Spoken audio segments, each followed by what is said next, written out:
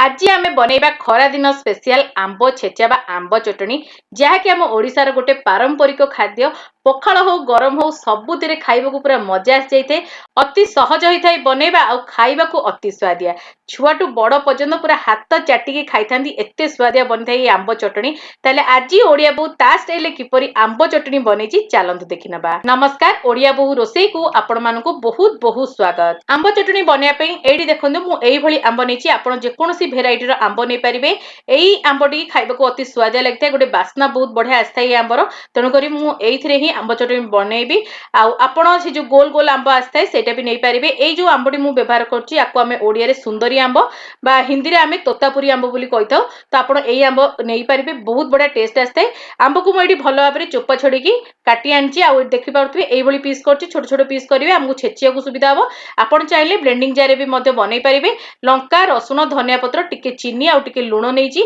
आपण स्वाद अनुसार सब जिन को कम बेसी करें तो ये मात्र मु गोटे आंब यूज करी आ गोटे आंबर बहुत सारा चटनी रेडी जाए 3 ରୁ 4 जन आराम से खाई पारे ये गोटे मु हेमदस्ता नहीं आम हेमदस्तार छेची करने द्वारा आंब चटनी बहुत बढ़िया टेस्ट बनी थाए आपड़ चाहिए जदि आप हेमदस्ता ग्राइंडर रे पल्स मोड रे भल भाव में ब्लेंड करें तो ये देखो प्रथम मु रसुण और कंचा लंका को देकी हल्का ये छेची नौ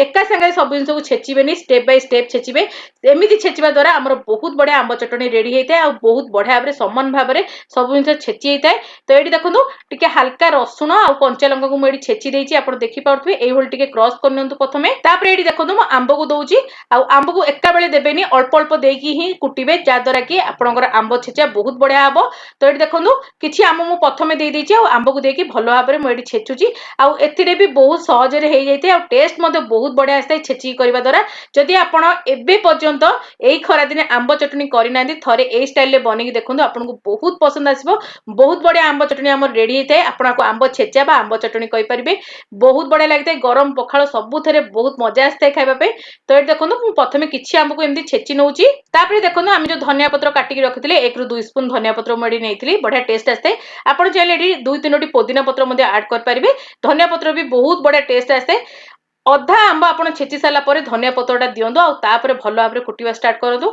आउ 2-4 खंड आंब आप रखिदे पछरे कुटापी सेमती करने द्वारा आपंकर बहुत बढ़िया माने टेक्सचर आसी था ये देखूँ